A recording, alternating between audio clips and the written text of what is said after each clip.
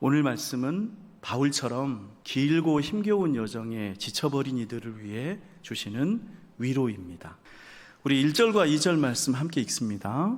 그 후에 바울이 아덴을 떠나 고린도에 이르러 아굴라라 하는 본도에서 난 유대인 한 사람을 만나니 클라우디오가 모든 유대인을 명하여 로마에서 떠나라 한 고로 그가 그 안에 브리스길라와 함께 이달리아로부터 새로 온지라. 바울이 그들에게 가매. 혼자서 고린도에 들어간 바울은 우연히 유대인 한 사람을 만납니다. 이름이 아굴라라고 하고 그 부인의 이름이 브리스길라라고 하는, 고린도에서 만난 아굴라와 브리스길라 부부가 천막 만드는 일을 했는데 마침 바울도 어려서부터 부모님에게 배운 일이 그것이어서 아굴라 부부의 가게에 직원으로 취직해서 일을 했다는 거예요.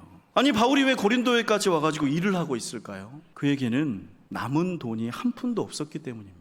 바울은 자기 수중에 돈이 조금이라도 남아 있었다면 그걸로 음식과 잠자리를 해결하면서 고린도에서 복음부터 전했을 사람입니다. 그런데 바울에게는 정말로 돈이 한 푼도 없었던 거죠. 그래서 1절을 다시 생각해 보면 놀랍습니다. 아덴에서 고린도로 갔다는 말이에요. 아니, 그렇게 돈이 없었으면 이제 그만해야겠다 하고 집으로 돌아가야 마땅한 거 아닙니까? 마지막 남은 돈으로 아테네에서 고향 가는 배를 타야 하는 거 아닙니까? 근데 바울은 고린도로 온 거예요. 마지막 남은 한 푼을 이동하는 경비로 써버린 거죠. 존귀한 성도 여러분, 우리를 부끄럽게 하거나 지치게 하는 것은 돈이 없다거나 일이 없다는 사실이 아닙니다. 그보다는 돈이 없을 때 내가 아무것도 붙들 게 없고, 일이 없을 때 내가 아무것도 할 수 없어서 무너지는 거, 무력해지는 것입니다. 돈과 일은 중요하죠. 중요하지만 그 자체로 목적이 되지는 못합니다. 돈을 벌어서 그 돈으로 무엇을 하느냐가 우리가 누구인가를 보여줍니다. 일을 하면서 그 일로 무엇을 하느냐가 우리가 어떤 사람인가를 드러냅니다. 바울이 고린도에서 천막을 만들었다는 사실, 그것은 그가 천막업자라는 것을 보여주는 게 아니라 오히려 바울이 얼마나 복음을 사랑했는가를 증명하는 것입니다. 이것이 그의 인생을 더욱 빛나게 했습니다. 저는 우리의 인생도 이와 같이 빛나기를 바랍니다. 사람들은 돈이 많기를 바랍니다. 그러나 그 돈을 어디에 쓰는지는 잘 모릅니다.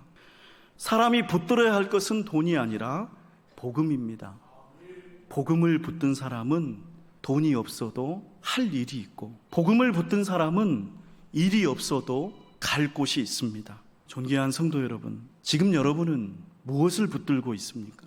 예수 그리스도를 붙드시기를 축복합니다. 5절을 우리가 함께 읽습니다. 실라와 디모데가 마게도냐로부터 내려오매 바울이 하나님의 말씀에 붙잡혀 유대인들에게 예수는 그리스도라 밝히 증언하니. 이것은 우리에게 두 가지 사실을 알려줍니다. 첫째는 바울이 복음에 전념한 사람이었다는 사실이고요. 그리고 둘째 사실이 더 중요한데, 그것은 어떤 상황에서든 복음을 붙잡는 사람을 하나님이 돌보신다는 사실을 보여줍니다. 복음을 전하기 위해 일하기도 마다하지 않았던 바울에게 하나님은 금세 선교원금을 보내주셔서 다시 복음에 전념하게 해주신 것이죠. 물론 여러분은 바울처럼 선교사가 아닙니다. 그러나 그럼에도 불구하고 이것은 여러분의 이야기이기도 합니다. 왜냐하면 여러분이 생활하시는 모든 면에는 이미 복음이 담겨있기 때문이죠. 여러분은 남들이 전한다는 복음의 구경꾼은 아니지 않습니까? 여러분은 세속사회, 곧 하나님께 등 돌린 사회에서 예수 그리스도의 이름을 가진 그리스도인으로 생활을 합니다. 여러분의 일과 행동, 말과 만남에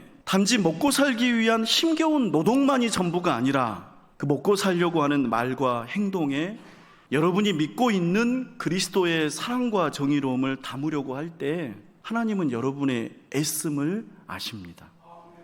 그리고 그렇게 살아가고자 하는 여러분을 위로하시고 더 좋은 것들로 채워주시며 돌보시는 것입니다. 왜냐하면 하나님은 그렇게 사는 성도들을 좋아하시거든요. 하나님은 사람들 눈에 보이지 않잖아요. 사람들은 여러분이 일상생활에서 예수님의 사랑과 정의를 품으며 살려고 애쓰는 것, 그것을 사람들이 보면서 하나님을 만나게 되니까요. 여러분이 복음을 붙들 때 주님께서 여러분의 부족한 것을 보충하실 줄로 믿습니다. 고린도에 왔을 때쯤에 바울이 지쳐 있었다는 사실을 앞에서 말씀드렸습니다. 그의 마음은 일편단심이어서 마지막 한 푼을 쓰면서 고린도까지 왔지만 현실적으로 보면요, 이 선교 여행, 곧 기약 없는 나그네 생활을 끝까지 버틸 수 있는 사람은 아마 거의 없을 것입니다. 더구나 바울은 고린도에서는 당장의 생계를 위해서 일까지 해야 했습니다. 자, 그런 바울을 하나님은 어떻게 하실까요? 우리는 이 고린도에서 지쳐있는 바울을 직접 찾아가시는 하나님을 만납니다. 밤에 주께서 환상 가운데 바울에게 말씀하시되 두려워하지 말며 침묵하지 말고 말하라. 내가 너와 함께 있음에 어떤 사람도 너를 대적하여 해롭게 할 자가 없을 것이니 많음이라 하시더라. 아마 어느 날 밤이었겠죠. 그날도 바울은 힘겨운 하루를 보내고 잠자리에 누웠을 것입니다. 그의 마음이야 일편단심이었고 복음을 향해 있었지만 짧게는 한 주, 길게는 서너 달씩 이 도시에서 저 도시로 계속 이동을 거듭해온 게 바울의 선교 여행이었습니다. 정처 없다는 말이 딱 그의 신세죠. 그런 그에게 예수님이 찾아오세요. 그리고 9절과 10절을 말씀하셨어요. 이 말씀의 의도가 무엇인가요? 그냥 글자 그대로 보면 두려워하지 말아라, 너를 해칠 자가 없다, 내 백성이 많다, 이런 거지만요, 중요한 거는 우리 눈에 보이는 게 아니라 이 말씀을 들은 바울이 어떻게 받아들였냐죠. 바울은 주님의 말씀을 이렇게 받아들였습니다. 우리 11절 같이 읽습니다. 1년 6개월을 머물며 그들 가운데서 하나님의 말씀을 가르치니라. 예수님의 말씀을 들은 바울은 고린도에서 1년 6개월을 머뭅니다. 누가 그렇게 하라고 했습니까? 예수님이 그러라고 했습니다. 왜 그런가요? 바울이 그동안 지쳐 있다는 사실을 누구보다도 잘 아시는 분이 예수님이시니까요. 바울이 복음에 전념하고 복음에 헌신하지만 그에게 지금 필요한 것은 또다시 새로운 도시로 떠나는 게 아니라 집처럼 편안하게 머물러 사는 것임을 예수님은 잘 아시니까요. 우리가 믿는 하나님은 어떤 분인가요? 하나님은 우리를 소중히 여기십니다. 우리가 복음을 위해 헌신할 때 하나님도 우리를 위해 헌신하십니다. 우리가 복음을 위해 전념할 때 하나님도 우리를 위해 전념하십니다. 그는 우리를 돌보시는 분이십니다. 흥미롭게도요, 고린도에서의 체류가 지금까지 바울에게 가장 길었음에도 불구하고 바울은 고린도에서 가장 편안하게 지냈습니다. 12절에서 17절 사이 그 내용, 그것은 그 사이에 일어났던 한 가지 사건을 소개하는데 하나님이 바울을 얼마나 편안하게 지켜주셨나를 실증하는 사례입니다. 어느 날 바울이 유대인들에게 고소를 당해 법정에 서게 됐어요. 여기까지는 이전의 일들하고 비슷하지 않습니까?